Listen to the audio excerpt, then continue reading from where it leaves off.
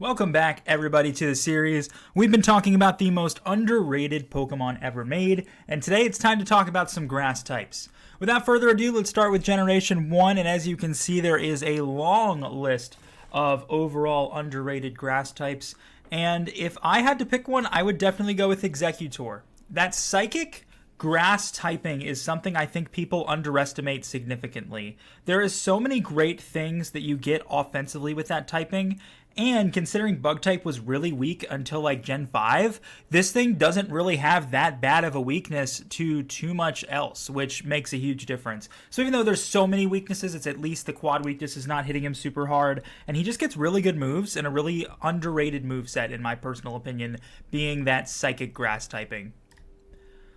Gen 2, we got some stinkers. We have some stinkers big time. I can't say Bayleaf because I personally think Bayleaf is the best, so I'm going to go with Jumpluff. The only thing that Jumpluff has going for it is that it's fast. It was actually one of the fastest Pokemon in the game for quite some time, and that's great. Unfortunately, its typing sucks and its moveset sucks. And it's so hard to evolve this thing because both Hoppip and Skiploom get terrible level up moves, and the Johto region, if you haven't played it, is very difficult to level up in, so that's part of the problem there. Gen 3. Out of all of these, I actually think Tropis is super underrated.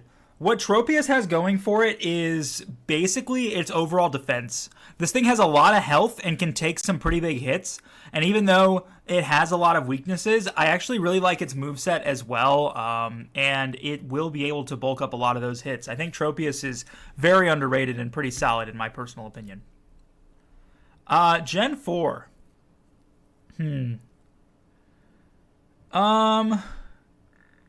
Let's have a chat about Tangrowth. Because here's the thing with Tangrowth, right? It's a Pokemon that a lot of people forgot exists. Because a lot of people forgot that Tangela existed. They did a great thing giving Tangela an evolution, and I'm glad that they did that. And I think Tangrowth was a really good upgrade to a rather unusable Pokemon. Unfortunately, I would consider it underrated more than I would consider it like the best, simply because of the fact that nobody knows what this thing is. Nobody remembers it, that Tangrowth is in the game. If you were given a spreadsheet and you were told, write every single Sinnoh Pokemon on there, you're not going to put Tangrowth in there. You're going to forget it existed. You're going to forget. Very forgotten Pokemon, unfortunately. Gen 5, it's Ferrothorn. No, it's not. No, I think Ferrothorn's actually probably one of the better ones. I'm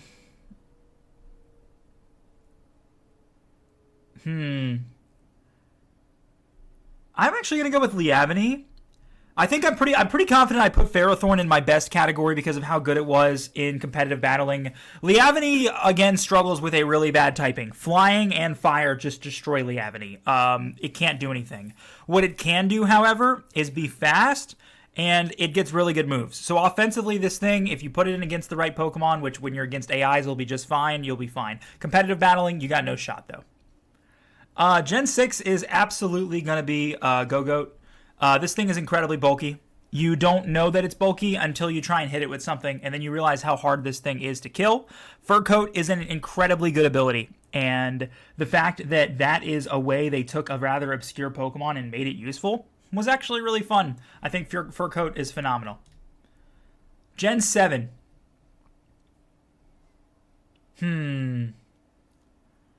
So Decidueye is obviously the best. I'm actually going to go with Alolan Exeggutor. I'm going to stick with Exeggutor here. He gained Dragon typing on top of it. It gets some really, really good moves. I think it was called Dragon Hammer, I think is what it was called, that I heard was like a unique move to this guy as well. I think Alolan Exeggutor, that's his name, is really, really strong. And while it's not the best, it's definitely underrated. And it's one a lot of people probably wouldn't use just based off its design. They just don't find it appealing. But hey, I did. Generation 8. Yeah,